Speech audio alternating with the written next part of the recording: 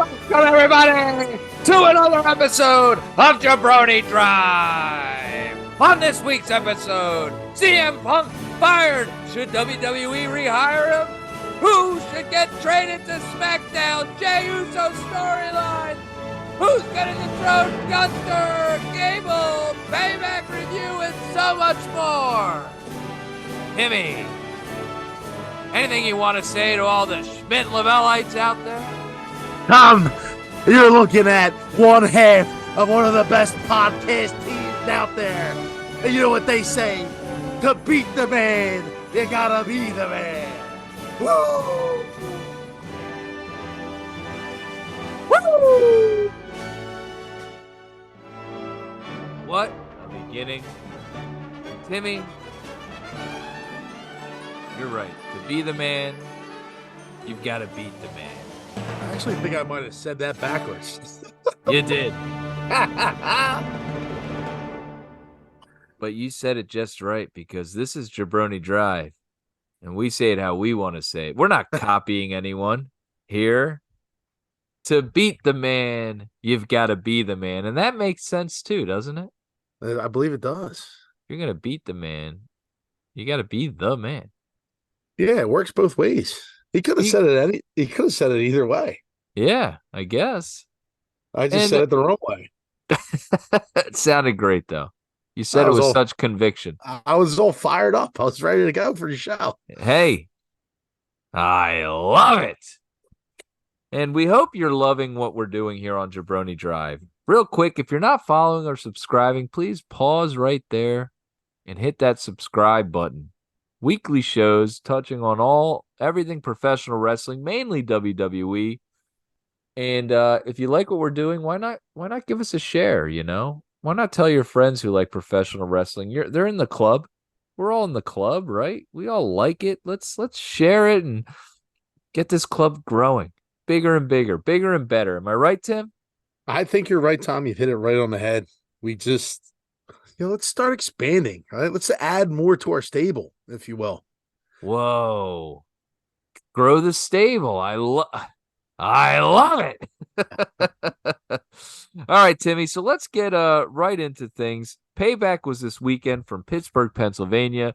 Another PLE for WWE. Now, overall, they've had some bangers. It's been one just WrestleMania and then Clash of Champions and whatever, every PLE since WrestleMania, I feel like has been it's just been great. So much entertainment. And this PLE was entertaining and fun and everything like that. I will say this though, Timmy, I would say this was, of all of those, maybe on the bottom of that list. Do you agree with that?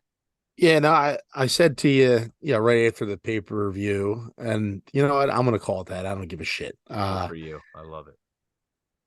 It just didn't have the same cachet as the previous ones that we've watched. And I said, since I've been watching wrestling again, since I've been back, this probably more than anyone was a little underwhelming. Yeah. It just didn't, there was certain spots in those matches where, when a match was upcoming, I just didn't have that. It didn't have that same feel to it that the other ones did. There wasn't really huge storylines going in. There wasn't really as the big build up to this pay-per-view. I think more so than any of the matches, the build up to LA Knight and Miz was better than most of the other matches that were on the card. Yeah, I agree with that. I mean, it was better than. Now, I would say the Trish Becky Lynch match had Becky Lynch. That's what I call her, Becky Lynch. Huh. And I feel like that match had a ton of build. Did it work? Not really. But let's get into the PLE, and we'll start from the beginning with Trish versus Becky. And we weren't like super excited for this match. However, I thought it was pretty entertaining for maybe because my hopes were low. I thought it delivered. I thought there were some nice spots there where they were going off the top. I thought it was a banger. Obviously, Trish, if you looked at her, she was all marked up. She has bruises all over. She's been showing on social media, her face and everything like that. And a good hard hitting match and some nice spots in it that I thought were pretty cool. And I would give this match, a fair grade. I thought it was pretty good. Timmy, what did you think? Yeah, I again, I'll give it a fair grade, but I mean, how many opportunities have they had to deliver on this match? Like Right. it's just so redundant. It's like, hey, let's see it again, let's see it again, let's see it again until they can actually deliver a match, and that's what what prevents me from putting my stamp of approval on this match is just how many opportunities have they had to get it right. They obviously were pulled off SummerSlam. Yeah, the build was supposed to be there, and then they continue the build into the Raws and after that, and yeah, the Yeah, just Zoe versus Becky and yeah, Trish versus Becky, and now yeah, stipulations and this and that. And yeah, yeah, but the match itself, yeah. If the you're looking at the story's not good. match, Just the match was yeah, was pretty good. yeah, it was good. Again, I didn't expect anything from it, just from what we've seen, and yeah, it delivered better than expectations, I would Right. say. And I would And say I don't want to give it too much time, but I'm glad that the story has come to an end, it seems, and yeah, Zoe Stark is now moving on. Becky Lynch is now moving on, and we'll be seeing where they go from there. Is there anything else you want to add to that, or no, I just at the end. So I know we're really on the verge of starting the new season, if you will, in terms of wrestling storylines, and at the end of that match, we'd be remiss if we didn't mention that Zoe Stark turns on Trish. Well, actually, it was the opposite. Trish basically turns on Zoe Stark, and then they feud. I don't know if that's going to be something, but yeah, hopefully it's just a one and done deal and it's over with because I've had enough of them altogether. So, right? but it is a storyline, so we should mention it. But yeah, that's it. Yep. And then at the end of that, Becky runs into the NXT Women's Champion and says, maybe you'll be seeing me on NXT, which she is now on NXT with a championship match now scheduled for next week. Hooray! So, moving on after that was the John Cena comes out. He's the host of Payback. A big pop, as he should get. He is John Cena, and he's declaring himself the guest referee for the match between probably our most anticipated match, The Miz versus LA Knight. And the build to this match has been great. I would say on the mic right now, these are maybe the two top guys in WWE. I think we touched on that last week. They've done a great job of getting that emotion and getting you interested in when they're both on TV. What are they going to do? What are they going to say? How are they going to build this story? And I thought the match was pretty good. I enjoyed it. I will say this, and this is something that, you know, at the end of the match, LA Knight ends up winning. There was some stuff going on in the middle of it with Cena being the referee, and it looks like Cena raises LA Knight's hand, points at him. He's the man, kind of gives him that rub, if you will. And, you know, to me, sometimes it's like he's acting like he's giving these guys the rub where he's inserting himself into the main storyline. Everyone cares about LA Knight right now. So, of course, John Cena, I want to be in the middle of it now and get in the spotlight and come right back in and be involved. Sometimes I think about that stuff and think, man, this dude can't help but have himself in the spotlight. And I love John Cena, but is I that mean, again, him or is that WWE? I feel like it's more WWE. He's making major movies. Not that they're doing well, but Yeah. he's Oh, he was doing in Barbie. That's been doing yeah. pretty freaking good. But I'm saying like his roles and stuff like that. Like, look, the guy is. I'm not saying he's an A-lister. He's not on the Rock's level or anything like that. But I mean, he's got another career right now. Right. I think it's more so he's getting brought back, and he's being brought in the fold. I don't know what this little stint is here for the next 8 weeks that he's supposed to be involved with the WWE. It's strange timing.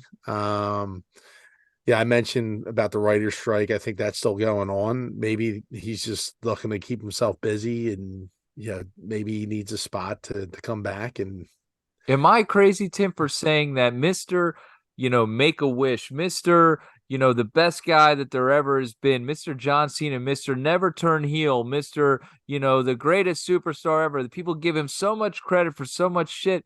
Is this guy's ego getting his own way that he has to insert himself into LA Knight? He has to he I don't has know. to I don't he know. has to be the guy that produces the promo with Austin Theory and try to bury Austin Theory, like he can't, for as much as he says he's giving and giving, giving, always seems to be putting himself in these situations. I don't know. You I don't know. I just went off It on feels something like crazy. I don't know what happened there.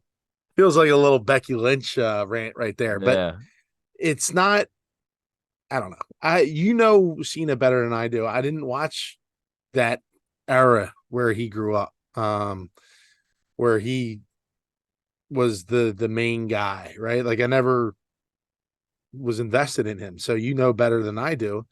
Uh, I do wanted to talk. I did want to talk about the actual match in itself, and I mentioned something to you. I said, "Hey, listen, as much as I love LA Knight, and I don't know if you saw this comment, as much as I love his character and how he's grown with the audience and how the audience has backed him on everything and anything that he puts out now, everything he puts out is gold. He has some limitations in ring, and I'm starting to see it a little bit. And the match was a I little do remember clunky. that message. You said Yeah, there's some warts there in the yeah, ring, right? Yeah, Y- there eh, are. yeah. And I'm not saying that every wrestler doesn't have his own limitations, right? There are certain people like, look, Ricochet does not have any limitations. His character needs work. He could use a little LA Knight, if you will. Yeah. But what guys lack in, some guys are better than others, right? And LA Knight, I hope it's weird because I feel like I watch his matches as if like I know him, like Okay. he's my boy, and like there's times where I know he misses a spot and I get kind of like embarrassed for him a little bit. Right. It's weird because I'm like I'm invested in his character and I want to see him do well. And then when I see him mess up or miss a spot or not deliver on a certain promo, right? I get this like kind of like nervous look and I'm like, shit, man. Like, because I feel like if he does slip up, he'll lose that cachet and he'll get just shoved to the bottom of the roster again and into the abyss. So I'm praying that he delivers every time he has an opportunity. And he's been doing a pretty decent job. I mean, I would say he's probably operating probably right around like if you were to grade him, he's operating at like 92%. He's just missing on certain things. And if he can clean those things up, I think he'd be really in a great spot. Not that he isn't already, but I know exactly what you're saying, dude. You're it's right just like, on. You're it's right on just, with that. hey, man, we just need a little bit more out of you. And hey, you'll have a In belt ring. around your waist. In Yeah. ring. On the Yeah. mic, you got it. You have figured it out. In the ring, it's I don't and sloppy isn't the word. I just don't like No, I say clunky. It's just a clunky. little Yeah. clunky, and And there's almost just fragile. I'm always like, it might like get hurt. Like you might get yeah, hurt. yes. And I feel like he's not flexible enough out there almost. Like something's like just a little bit off where I feel Little like stiff, yeah, little stiff. stiff. I think that's the word right there. And he's got to be a little more loose. And whether that's like adjusting his style a little bit, and that would be fine, maybe to more of just this brawler, kind of like what Stone Cold did after his neck injury and stuff like Yeah, that. Or, you got to learn, and you got to learn it quickly because it's got to be fixed quickly to make that, to keep that ascension going. He's already, peaking on the mic and the fans want to see him. And like we said last week, he needs to have that marquee match where it's like, wow, like this guy is it. because there that's what he's there was missing. but there were so many cool spots. Like if you go through some of his matches, like when he pulls off that run and jump on the superplex, right? Yeah, That's one of his signature moves. He jumps to the top of the rope and he gets to the top turnbuckle. And, as a 40-year-old man, that's a tough route to go, yeah, right? right, And like he pulls that off and, he needs assistance with that. And, other wrestlers help him out with that. But that spot, like in the Money in the Bank match where, he's doing the spots with, I think it was Ricochet. He had a spot with like on the ladder, right? Like there's a couple things that you're just like, oh man, this dude is capable of doing some right. really cool stuff. But like we gotta like when he does have those one or two spots in those matches, he needs to like just Nail them. pull it off Yeah, flawlessly. It has to be flawless because then the doubt starts creeping in. Like, is this dude really the guy or is he not? And right. look, you never saw any of these guys like Stone Cold and The Rock and like do stuff like that, right? Like The Rock was like they're athletes, they're very athletic, but some of the stuff that they do nowadays in the WWE, like The Rock or Stone Cold was never asked to do any of this stuff. You know what I Yeah, mean? yeah. And it's so like I guess there's more being asked of these guys, but you're going to have to deliver because there's better athletes now and they're doing things that you haven't seen in the past, and you just need to keep up. And he can do it. And I would say maybe stay away from that, you know, trying to jump to the top of the top turnbuckle from the thing, like, and we talk about him a lot because he might be the best wrestler in WWE right now, but Gunther stays in his lane. He knows what he can do and he sticks with it. So, be a little more hard hitting. Start laying some chops and like be like you just got to start laying it in and start beating the shit out of people and getting the shit beat out of you. And those are your matches, dude. And I feel like get away from anything that's like super high flying or, super, I'm the strong man shit. You know what I mean? Like get away from that and just get into that hard hitting kind of wrestling hold kind of thing and brawler type style. Like he knows himself as the character. He has it nailed. I just don't think he knows himself in the ring yet. Like, and you wish he would by now, or he used to have this stuff and now he's like, hey, you're not gonna carry Ricochet ain't gonna carry this unless he's Rey Mysterio. He ain't gonna carry this forever. You know what I mean? Like you're not gonna be able to do all these things forever. So you got to be able to adjust on the fly. Randy Orton does things different now than when he first came in, and that's just the way the business goes. Nope. But you know what? Another win for LA Knight. The feud is still continuing. Miz came out, and we'll get to that later on Raw. So after that, the LA Knight Miz match, we go to the match of the night, as I would like to say, the Cinnamon Toast Crunch Rey Mysterio versus Austin Theory match. uh, Timmy, a lot of debate in the text line about this between you, me, What an and the incredible, honorary Jabroni. what an incredible match by Ray. He turns back the clock, and he looks Yes, like Ray true. of I mean the WCW days where he's the premier luchador. Just I mean carrying a 24-year-old rookie around the ring and just showing him up and gets the victory. Just I mean dominating fashion by Rey Mysterio. Unbelievable. Yeah, and that's, I guess, if you're familiar with the term gaslighting, this is what Timmy is doing to me right now. It's called gaslighting. So we watched the match, and Timmy, I did think it was a good match. Ray looked great. Theory, it wasn't a long match. They came in, they got their moves in, they did their thing. Ray comes out on top. He remains the United States Championship. Where they're going with the United States Championship, I don't know. I can't really tell you where they're headed with this, with Ray being the champion, where it's going to go. I will say this, as much as we've talked about how much LA Knight has his character down. Austin Theory is lost in the character department. He doesn't know what to do, and maybe he never will figure it out. I have high hopes for him that he will.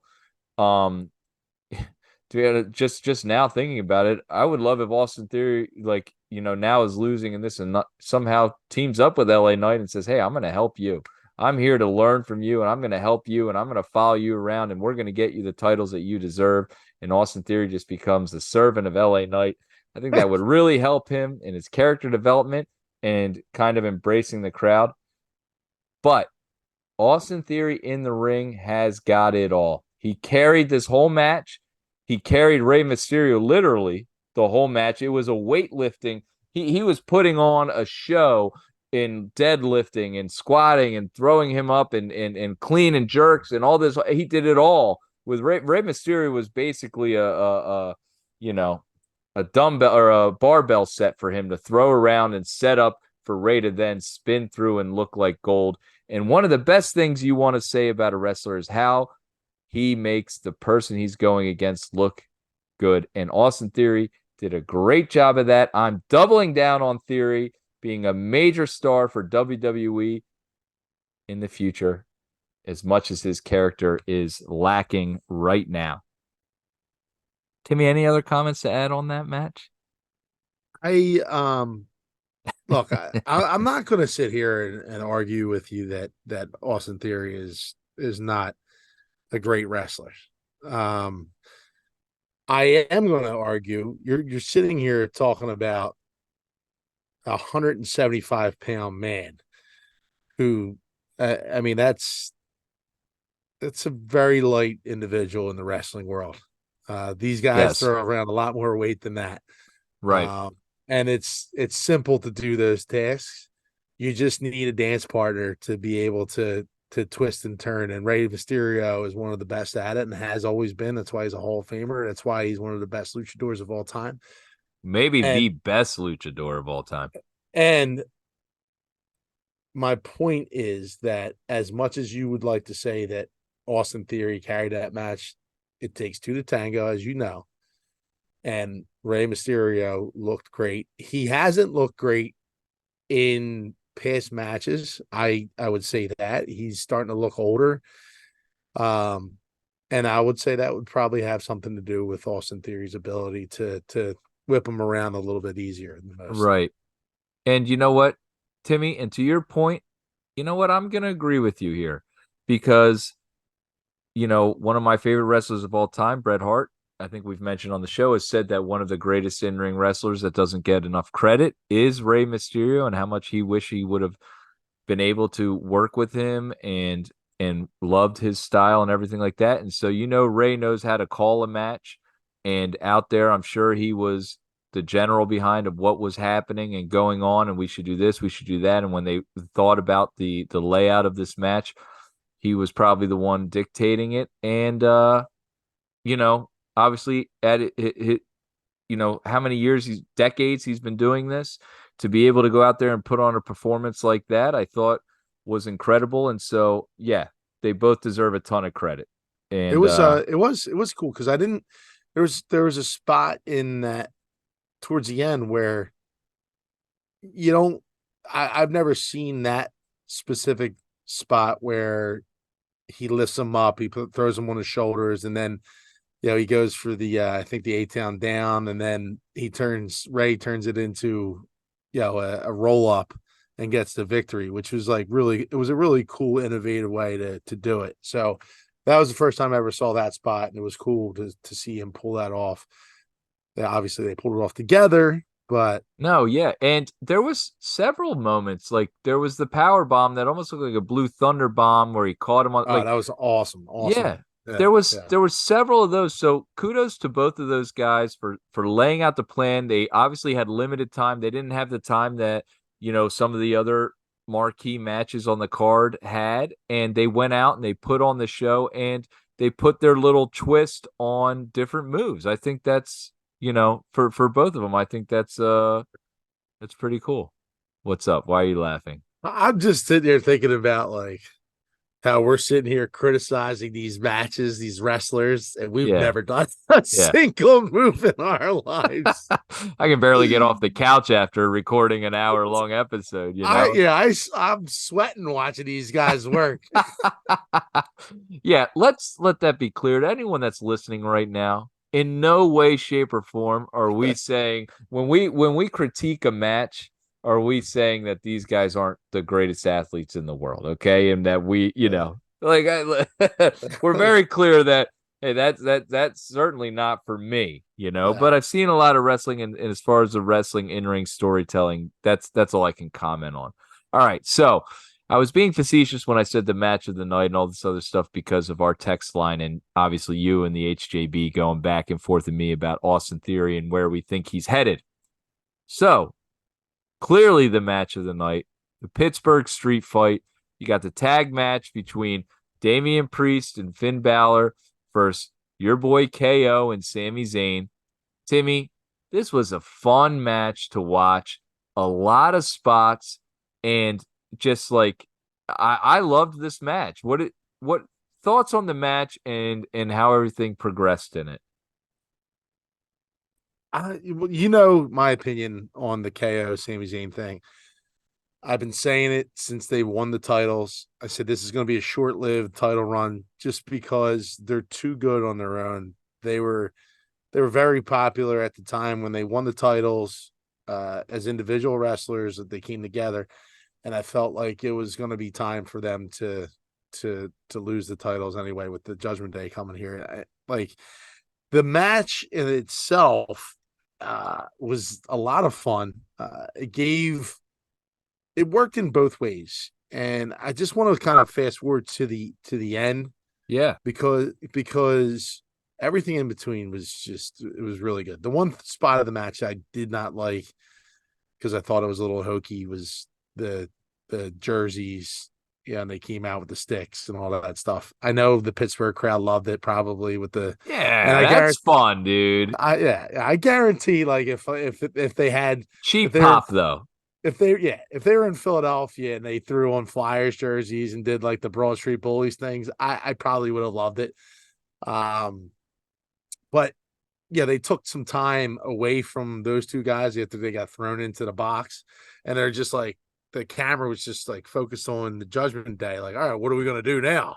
It was just like a weird kind of transition, you know. Let them get dressed and yeah. Um, Yeah. so when I say I want to fast forward to the end, and certainly I want to touch on the stuff in the middle, but what I think they did really well, the WWE, is still maintain the greatness of KO and Sami Zayn, right? Because they threw everything at them in terms of the Judgment Day. They had Mommy out there. They had, JD McDonough. I mean, they got hit with chairs. They got hit with went through tables. Like Dirty Dom. it was like everything they could throw, everything but the kitchen sink, as the expression goes. And it took at the end the Money in the Bank case to really get the W after going through all that. So it was a hard hitting match. It had every element that you're looking for in one of those hardcore tables, ladders, and chairs Yes. matches. It had all KO the off the top was uh, awesome. I thought in he hurt your himself on that. I did as well. He almost missed that spot. He was Timmy, is able that to. what you love about KO? I mean, this guy is a gamer. You know what I mean? Like, whenever the moment arises and he's feeding off that adrenaline of the crowd, KO is going to give you everything he's got. He's going to throw caution to the wind. He does these crazy spots. And to me, that is where a wrestler, endears himself to the crowd. Jeff Hardy, and Mick Foley and all these legends that just throw their bodies around for the sake of the story and the match and the crowd. Like that. He's one of your favorite. Is he your favorite guy right now? KO. He's up there. Um, he's just a psycho. I love him. Mhm. He just has that crazy mentality about it, and I love how his character goes all over the place. But I think that they were in a weird spot So how long ago was AEW All In? How long ago was that? Was that 2 last weeks weekend ago. or Yeah. 2 weekends ago? Yeah. Well, not this past week, the week before. And yeah, they had that huge match where there's just blood everywhere. There's just like crazy, like hardcore match. And I think this was kind of WWE's like kind of version of answering that bell almost, if you will, without like pushing it to a crazy point that those guys took it to. And because if you looked at the card, there was no talk of like this Steel City, Yeah. crazy match. And all of a sudden, like we get there and I'm like, what the hell was this? It's a Steel City street fight. When did this happen? Yeah. You Kind of a know? surprise. Yeah. I agree, Timmy. I wasn't expecting this, like, quote unquote, hardcore match. You know what I Yeah. mean? So I don't think they're trying to match AEW because they don't have to. Right. The I was going to say WWE when you say said that, I otherwise. don't think they think about them in that aspect. Like, Mm, oh, they've been hardcore. We need to be hardcore. Where in back in Monday Night Wars, I think that was something where they thought, at least the sure. wrestlers, we need to take it to this next level. Yeah. But I think they do pay attention to what other promotions are doing. And you said this before on the show, Tom, that when wrestling is good, it's good for everybody. Right. And yeah, to see this spot, we've seen a lot of these guys go through these hardcore type matches before. AEW has obviously a certain way that they handle it. You saw Kevin Owens, and I don't know where he got busted open, but he was bleeding all over the place, and he got medical attention during that match where they continued to wipe his face off with blood, like his face was covered in blood. Yeah. And they made a point to kind of clean that up. I don't know if that was just for health precautions or what, but um, it just had every element that you're looking for in a tag team title match. That goes on outside of the ring. That was extreme. It had a very Dudley Boys Yeah. feel to it. Very ECW-esque kind of without the crazy glass and barbed wire and everything else. So it was cool. Yeah. And the one of the big moments was Mommy's spear through the barricade, which we love to see. And then we've been calling it for a while, and we've been saying that they need to put the gold on. If you're going to have Judgment Day be real deal faction that people have to pay attention to, they got to put the gold on Judgment Day. And lo and behold, looks like we were right. We predicted it. We said it was going to happen. They're going to do it now. We'll see where they go from there. But if you haven't checked out that match, I would say that's definitely the match of the night. You probably got about a half an hour to watch that, and go and watch it. It's a lot of fun and There was enjoy. there was a couple of times where I thought that match was going to end a lot earlier than it did, and it kept going. I was like, "Holy shit, man! They're really pushing the envelope on this Yeah, thing." it was it And was the well done. and the other thing I want to touch on is like now that these guys have the belts, they have the tag team belts in Judgment Day. It feels very, and we've danced around this. We touched on this a little bit. That Mommy is really the one that's running this faction. Has that ever Never happened? happened. No. That's the Eh, first time I can remember a female running a faction to this magnitude. Like, there's been escorts and stuff like that, but not the leader, not a champion. Like, this is She, unprecedented. And to be honest, I love it. I think they pull it off. We're not yeah, huge Finn heel guys. I think no, Finn is struggling a little bit with his heel character. Like he says all the right things, but it's not super believable, if that makes sense. You know what I mean? Now we have all the gold. It's like, all right, dude. But so yeah, I love it. And even in the locker room when they're sitting there now and they have kind of their almost like the bloodline with their little yeah, yeah, like winner's room, I guess. I don't know what else to call it. Their yeah. backstage dressing area. Their backstage lair. Yeah. Is gotten a lot cooler in a week. Yeah, But and there's one thing they need to do is either unify the tag belts, enough of the four belts, or they need to have, similar to the WWE Heavyweight Championship now. Take these belts, turn them into the undisputed heavyweight championship belts, and then have a tournament on SmackDown for the other tag belts. Like, enough of carrying these four belts around. They don't match the other belts.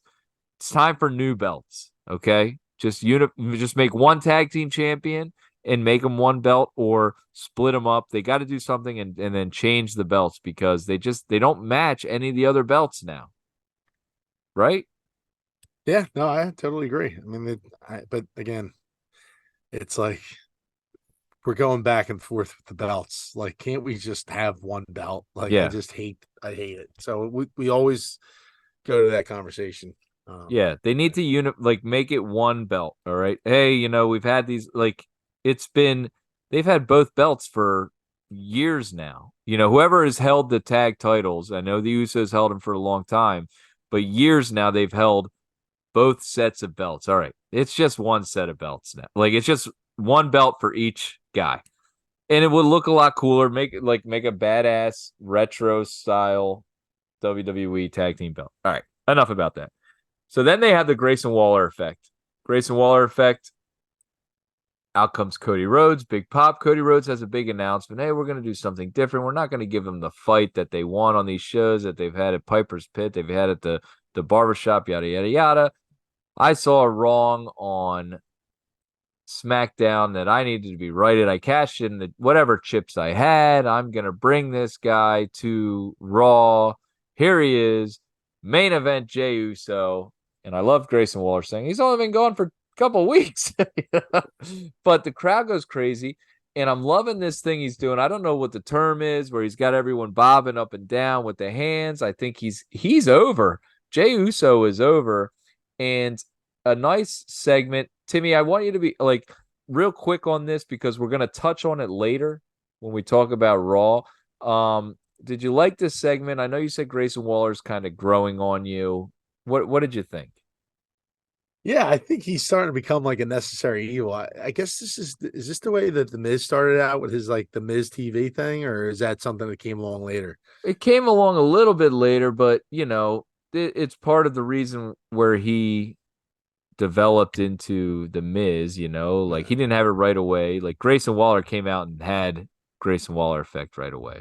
Yeah, it's fun for me because he's a prick and he's good at it. He's good on the mic. His in-ring stuff is still just weird because we haven't really seen much of him, but he's I think he's a necessary evil in the show. When he brings people out, it has a decent type of result usually, with the exception of when they did the elimination chamber rollout with the women and the Yeah, and the yeah, yeah, guys. yeah. That was a mess. But yeah, like Jey Uso comes out and oh my god, he's now on Raw. Holy shit, it's crazy. And we It's have to weird. suspend disbelief, like we don't know that they're on both shows. Everyone's Uh, on either show. The whole draft thing is bullshit, and that part is annoying. and Cody again is the best in the business on the mic. I know we talked about LA Knight and we talk about the Miz, but I mean Cody Rhodes can deliver, dude. Every single time he gets on the mic, he hits on everything, dude. You know what? You're Uh right. And it's more difficult for Cody. And I want to give some more credit, like you're saying, to Cody Rhodes, because he has to do it all as a baby face.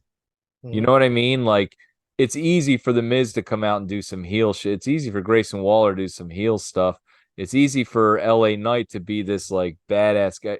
Cody Rhodes has to come out and literally tell a story every time he's in it. And it's hard to sustain that, because people get, all right, we get it, Superman. You're so great. You know what I mean? Like, Yeah. it's hard to Uh, hold the fans for as long as he has. It really yeah. is difficult. It hasn't been done in quite some time, to be honest.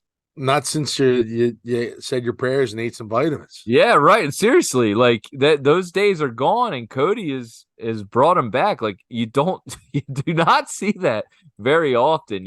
Roman Reigns was supposed to be a face, and sure, he'd get some cheers here and there, but not like Cody has. I mean, Sammy's done a good job of it, but he had to be a quote unquote bad guy for a while with the bloodline before he Yeah. could. So Um kudos to Cody Rhodes. Yeah, no, but that was a good segment. It's interesting, like you said, like how it's going to turn because I think that was our first introduction, and I don't think Jey Uso even said much on the Grayson Waller effect. I don't even think he said a word, to be honest with you. I think he just super kicked him, and that was that. And then he walked out and did his wave to the crowd, Yeah. and then he came to Raw. So yeah, it did its job, I guess. Yeah. So after that, you got Mommy versus Raquel Rodriguez, and I enjoyed this match. It is to me the female version of what you're gonna get with a Gunther, as far as a hard hitting or a Sheamus. This is a woman's hard hitting power move, Bobby Lashley style match. I enjoyed the match. I thought it was good. Dom Dom comes out and interferes and helps Mommy get the win. They're going to be having a rematch. I think this is the beginning of this feud. It probably leads all the way to Fastlane, but these are two, you know these are two beasts as far as these women and what they can do physically in the ring, and a decent matchup at something you don't see too often. So often now it's like the pretty or the high flying, more gymnastics acrobatic female, and these are just two powerhouses, and it's kind of cool. Yeah, no, it was good to see her wrestle again. And you're right, they do match styles very well. I think they need some more time. It would be a cool feud to see them go back and forth a little bit because, yeah, out of everyone that's besides like Charlotte, I mean, I think Raquel is the only one that kind of stands up to her face to face. I think actually Raquel's taller than her. Yeah. When you're looking eye to eye when they're standing at each other in the ring. But yeah, Raquel had a nice showing. I didn't love the match. I think they just I don't know if Raquel was injured or not, or if that was just a whole kind of storyline, but maybe she had a little rust in the ring. And I think it's the storyline, and I think if they would have gotten a time like the Trish Stratus and Becky Lynch got, that match would be yeah. much better, but it was another one that was like not a huge time limit on. So they're going to be getting more time. So I think they thought, hey, this is moving forward. We're going to be getting more. So you're not getting a ton here, but you're going to get a showcase a little bit. All right. Then we get to our main event. What's that? No, no, no, no, no. I was Main gonna event. say Huh? no. I was just gonna roll out the main event. Yeah. Roll it out. No, no, no. You do it, Tom. This is No. you're now you're the host with the most right now, Oh baby. man. I'm Let's I not. do get rolling. I Yeah, can you roll know. out Seth Let's Rollins yeah, out. Seth freaking Rollins. You roll it out. Let's see it, Ah, Timmy. The ball's handed over. no, we head into our final match here of the night, and that's Shinsuke Nakamura versus Seth Rollins, Seth freaking Rollins, and this has been quite the build up over the course of the last few weeks with the all of a sudden back pain that has now been a nuisance to Seth freaking Rollins, and that's been something that's really carried over into the match now. And you kind of know going into this match, Tom, that that's going to be the strategy of Shinsuke Nakamura, and uh, they've done some different things with Shinsuke, and I think his language barrier that he really has with delivering promos and stuff like that. And we saw something new coming into the match. What did you think of that? I loved the like leading into Shinsuke's entrance, kind of this comic book, almost reminded me, if you remember, like that animated part of Kill Bill, the first one. It reminded me of that. I thought it was super cool how they drew it up and the story and everything like that. I really liked that, the beginning of the match and the come out, and obviously Seth's over. His entrance was great and the crowd going crazy. Shinsuke comes out. They're not fully behind him. Like, I remember when Shinsuke first came into WWE NXT and then WWE, and just how much people were behind him and his entrance and the sing along with that. They're not fully there yet. If they get there, I think it'll be a really cool scene. The match, I, I don't know if it's because of his back or what. I don't know. Is there really some sort of an injury there? Like, it's not uncommon for these wrestlers to have injuries that last a long time and they just deal with them. So is there really something going on there? But to me, I thought the match was okay. And I don't want to point blame or anything like that. And like you said before, we've never stepped foot in a ring. I'm not saying, but it wasn't one that I was like, wow, that was great. It certainly wasn't match of the night for me. I just think it's so strange how they create this angle all of a sudden, right? Like it's clear that they're trying to push Shinsuke. Yeah. And then you get this angle, this whole back thing. It's like, all right, so where did this manifest from? Like this is something that like we haven't seen him wince in any sort, shape, or form, like in any match before. He's gone through tables. He's actually been on the giving end of people hurting their backs, Yeah. Yeah. and it's just strange to kind of create this whole back story. I mean, legit backstory. Yeah. About his injury, and they tried everything they could to make this feel like a almost like a big fight, like a Tyson fight back in the day, right? Where they bring in like they have the great Moda or Muda Yeah. Right. sitting at like at ringside, and they do this comic book like type deal, intro for Shinsuke, and for every heavyweight championship match, they bring the ring announcers in and they go crazy about who they're bringing in, and they do the announcing and all that stuff. But it just had this like forced like big fight feel, and it just didn't really deliver for me. Seth always does a nice job in the ring, and I just Shinsuke doesn't really. He's not moving mountains for me when I'm watching him. I'm like, okay, he's decent. I just don't see this super talented wrestler that's supposed to be from New Japan that was all world everywhere, right? Like I just don't. I'm not seeing that, and I'm not sure if his style doesn't transition well over here with the WWE or what. But it's when you have those limitations with the promos and with what you can do in the ring, it just kind of falls flat. Yeah.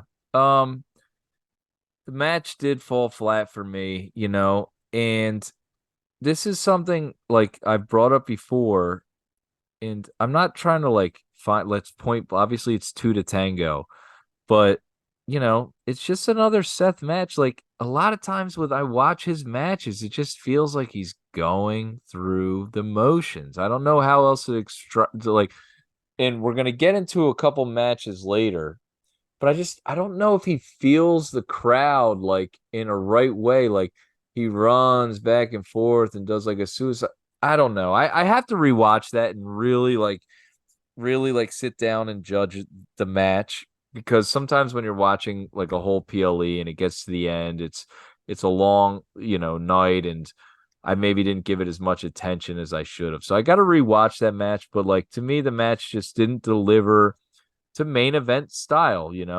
So and I have to rewatch it before I really fully come on that. But so we've got Seth coming away with the win. Comes out later on social media that that Shinsuke attacked him, hurt his back. Seth had to be wheeled out of the arena, and that leads to their storyline still going on. So all in all, like we said, the PLE was entertaining. It wasn't the best one we ever. Something I wanted to note though, real quick, and just as we were talking about it and thinking about it, that is a Monday Night Raw heavy PLE. I mean, almost every match was Monday Night Raw besides Ray versus Theory. Now I know Miz is Monday Night Raw and LA Knight is SmackDown, but Trish and Becky, The Miz, Cody and Jey Uso now on Monday Night Raw coming out on the Grayson Waller effect.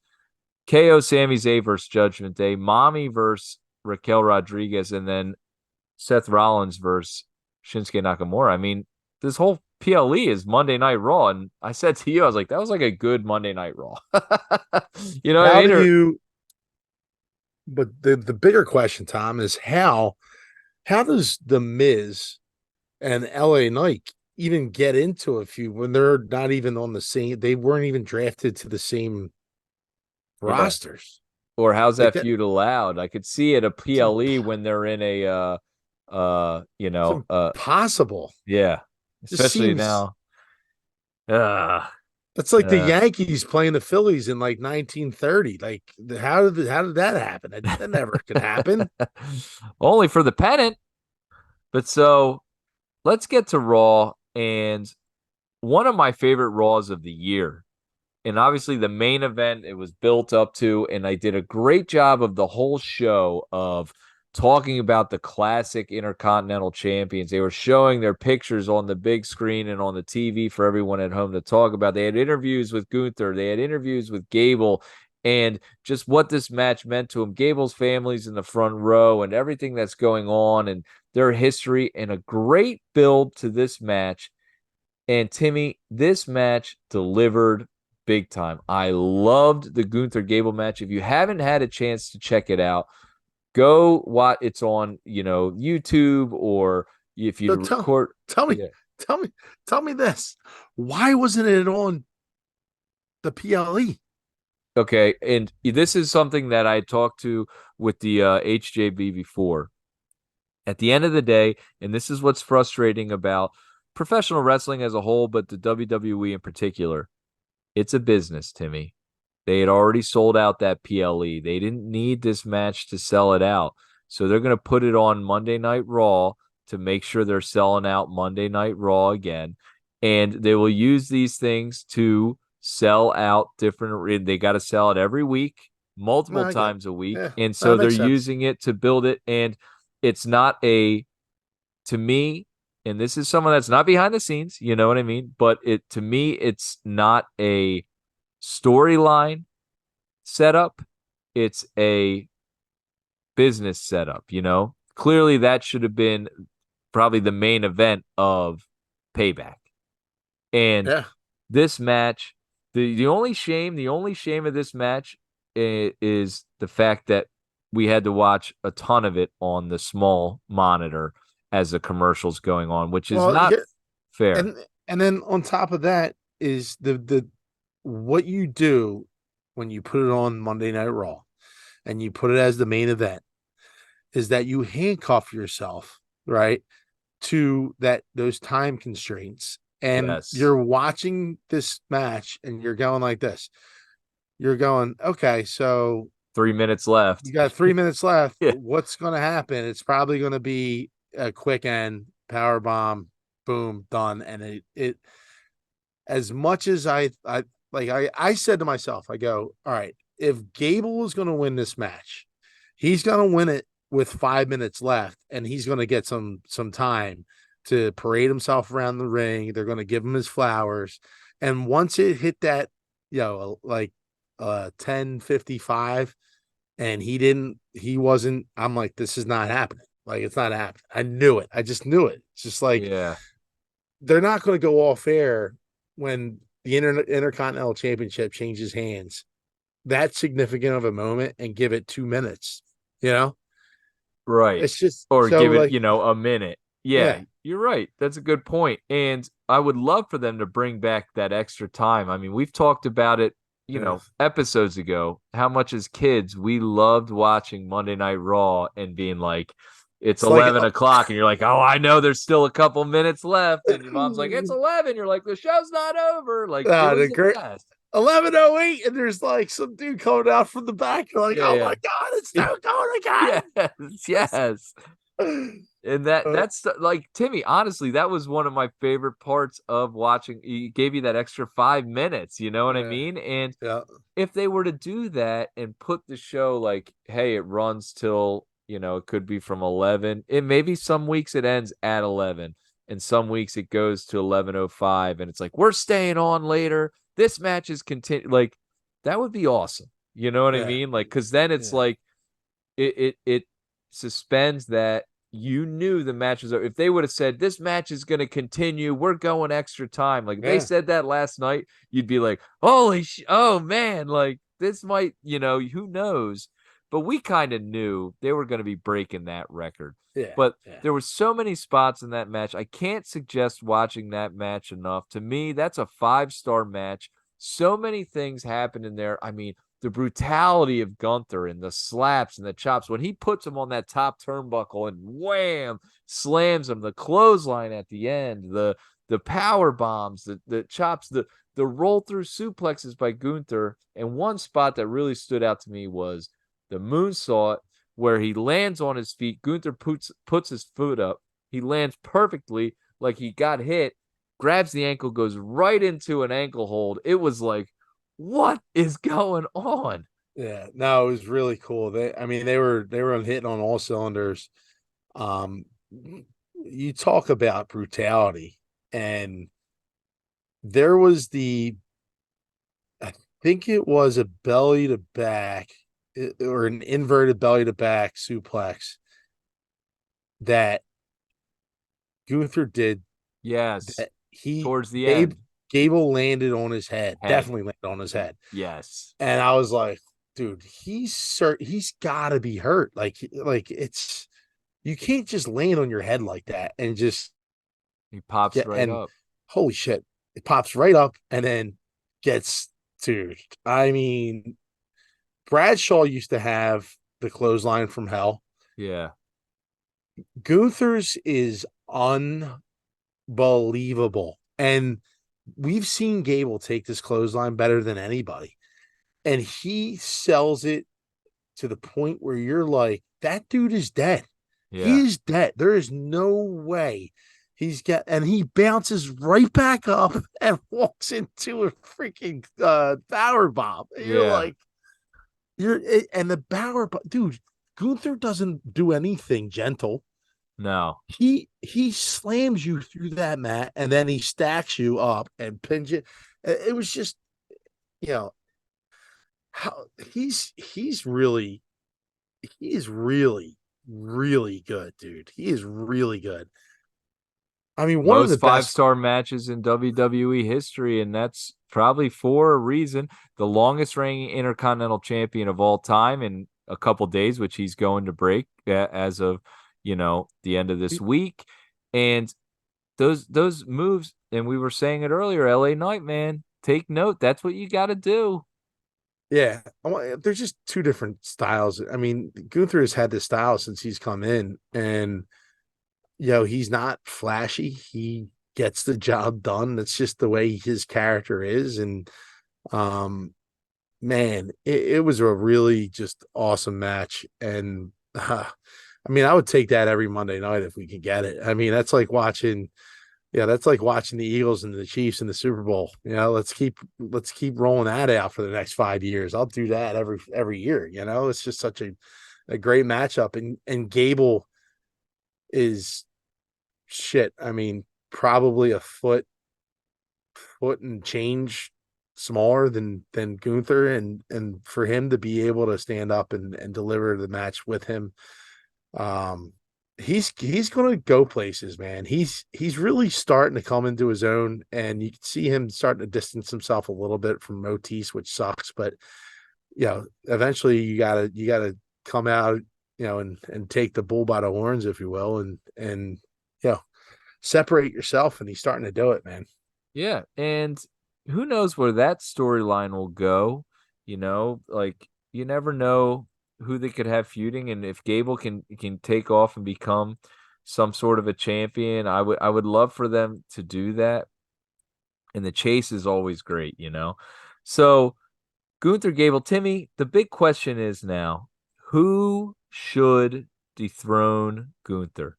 Who is the person that needs to dethrone Goober? Because we just came across the anniversary of um the Honky Tonk Man losing, and obviously an iconic moment with the Ultimate Warrior coming running out, and that was part of his ascension to the top of the WWE and winning the championship title. So you think the guy that takes it from Gunther is getting a major, major moment and a major push. Who are you picking? Who should be that guy?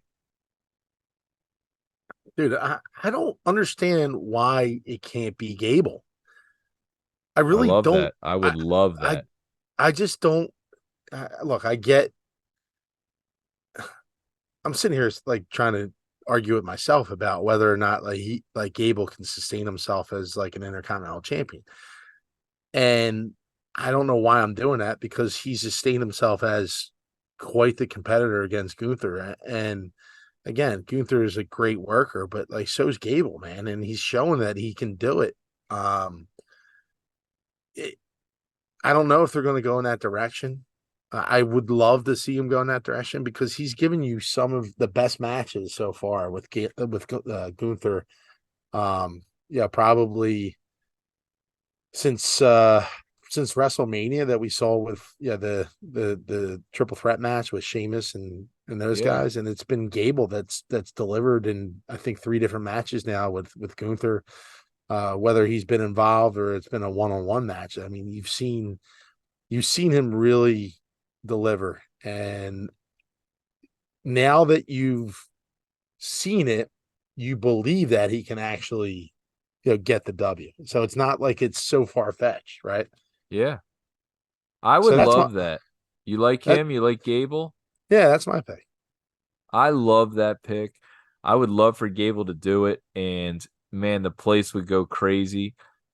And that's who the storyline is with right now. To set up another meaningful storyline, there's not, you know, I could see like if I were to pick someone, I would say like an LA Knight, but he's on uh SmackDown. So you can't do that.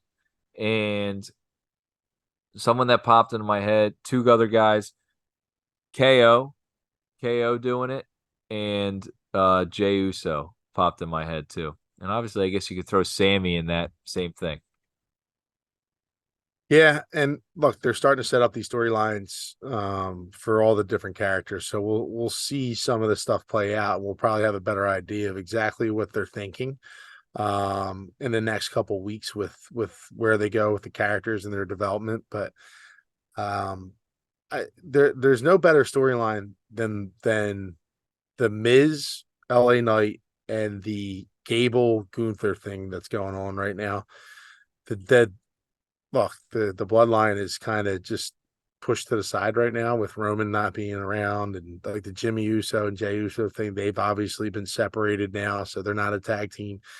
There's really nothing else that's as good as those two storylines, and I don't know why you wouldn't continue to push that envelope with those guys heading into the next what's the next pay-per-view? Fastlane.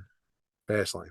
So Yeah, totally agreed. Two best storylines right now: Gable Gunther, Miz, LA Knight. All right, so Jey Uso was announced as the new member of Monday Night Raw. He came back. Sami Zayn came out and embraced him. Sami Zayn saying he's with him, he respects him, he's proud of what he did, yada yada yada. They bury the hatchet, but not everyone in the locker room has forgotten where Jay was just a couple months ago with the bloodline, helping Roman retain his title against everyone, using every single tactic they could to hold on to their titles. And one guy in particular, Mr. Drew McIntyre. And so in the back, there's people on the hunt looking out for Jey Uso. And it almost looks like he has to pay for his sins of the past, the last 3 years, and him being involved with Roman and the bloodline and the dirty handed stuff that they had done. Timmy, Jey Uso, are you liking? I like this storyline and kind of where it's going. We started anew. We separated from the bloodline, and now it's Jey has got to atone for his sins. He's on mhm. Raw, and Drew McIntyre being in the mix is a really good thing to me because we've talked about how he's a main event, top class guy, right? So he said that if Jay does anything wrong, he's going to be holding accountable the person that brought him in, Cody Rhodes. What do you think about where this is going? Do you like this storyline and do you like Drew being involved? I think it could be anybody. Just from what we saw in the beginning of Raw, Jey Uso comes out and he's excuse me, he's at the ring and he does his speech and all that stuff, and then he's starting to walk back, and Drew comes out and he gets the stare down, and Right. Yeah. then it's Riddle, and then he gets a stare down from Riddle, and then it's just one. We're getting these breadcrumbs, right, of what is going to happen or what it's going to look like for Jey over the course of the next few weeks. A little foreshadowing, right? He's gonna bump into some people that he doesn't like or hasn't had really the best of experiences with, and it could be tumultuous for him at times, whether it be in the back or out in the ring. Um, the one thing that I hated on Raw was the promo between Jey and Dom, the Judgment Day like pitch. Just was just so bad in my opinion. Like Dom just did not deliver a good promo, and I just think that like Jey didn't want to really even interact with it. Really, it just was like a kind of like a weird spot, right? Like you Well, don't see I that. I didn't hate it, and I think it's just like I think it's like a just a short term kind of little story that it's going to be maybe a couple weeks, and then they'll move past it where Jey, they're going to be trying to get Jey into the Judgment Day, and he's he won't make his decision, and But then it'll so come out that he's helping out the other guys, which I think is going to set up for the Survivor Survivor Series, Series, and Jey will be on the team with, Sammy and maybe McIntyre and Riddle, and they're going to be going against the Judgment Day, or whomever. yeah.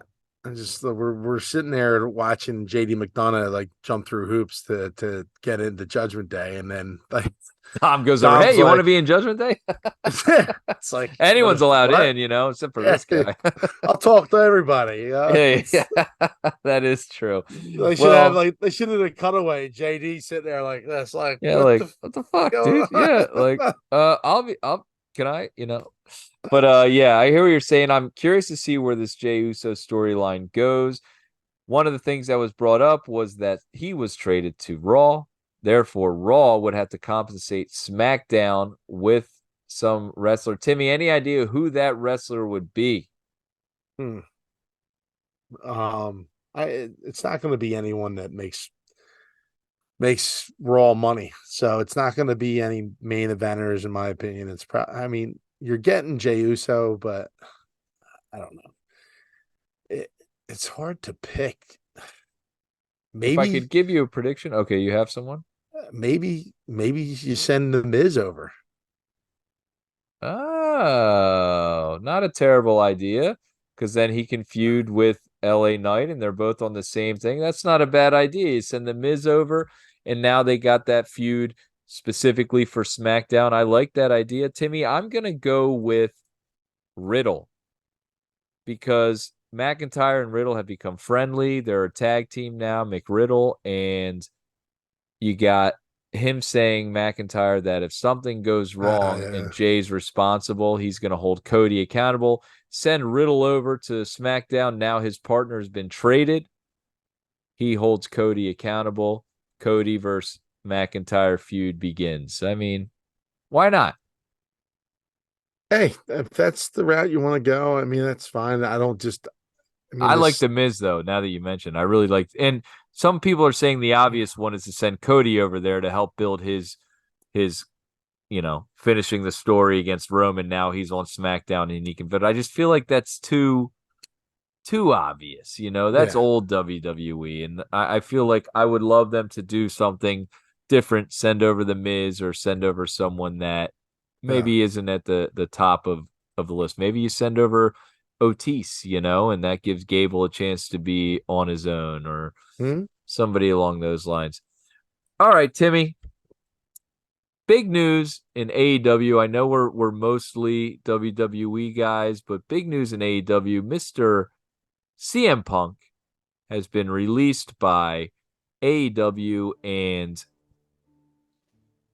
I guess he had some issues like over there, and people were talking about him, this and that, and he got into the face of Jungle Boy.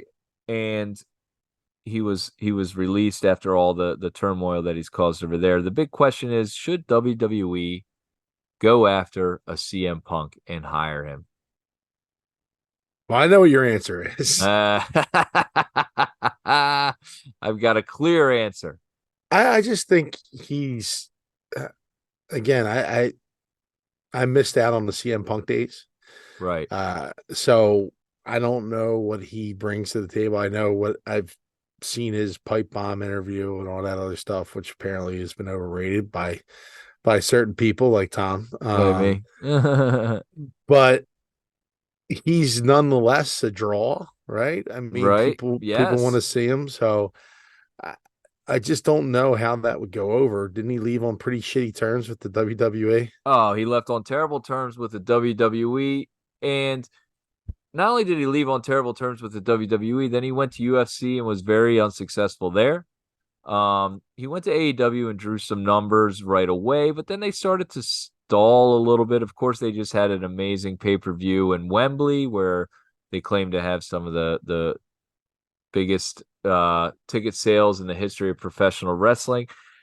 But it was rumored that he wanted to come back last year and have a WrestleMania match with KO. And I think he has some friends still in WWE, and Triple H has always stated that he will do whatever is best for business. I think he's a locker room cancer. If you were to bring him in, my pitch would be bring him in so he can put over all the young talent and just have him lose and lose and lose and lose and lose. CM Punk, sure, you can come back, but you're going to be losing a lot. What do you think about that, Timmy? I mean, if that's the route you want to go. So be it. So be it. I just don't. I don't know. I just don't see him really fitting in with what they're doing. I saw a promo cut by Triple H. I should have sent it over to you, but he's like berating CM Punk. He's like, "You're just about you. Like you're not. You Oh, don't I've care seen about it. the Oh, I've seen it. It's a business." great promo. Yeah, it was pretty interesting, but He said, me and you are yeah, a lot alike, except the only difference is you went behind and you politicked and you stabbed people in the back. I went to their face and said, I'm going to run through you. I'm going to do whatever it takes to get to the top. And that's yeah. true. CM Punk's a weasel. Last thing I would like to add, Tom, is if you haven't had a chance to check out the documentary on Peacock called Angle, it is top notch. It gives you really good insight on everything that is Kurt Angle and what drove that dude to be one of probably the most underrated wrestlers during the Attitude Era. The dude was just an absolute phenom. I love that, Timmy. Great suggestion. If you haven't checked it out, please go check it out. He's a phenom. Incredible show. Just like this is an incredible show. And we appreciate you listening. Like we said before, if you're enjoying what we're doing, please tell your friends that like professional wrestling about Jabroni Drive, the hottest growing show in all of professional wrestling. We love you. Until next week, peace out.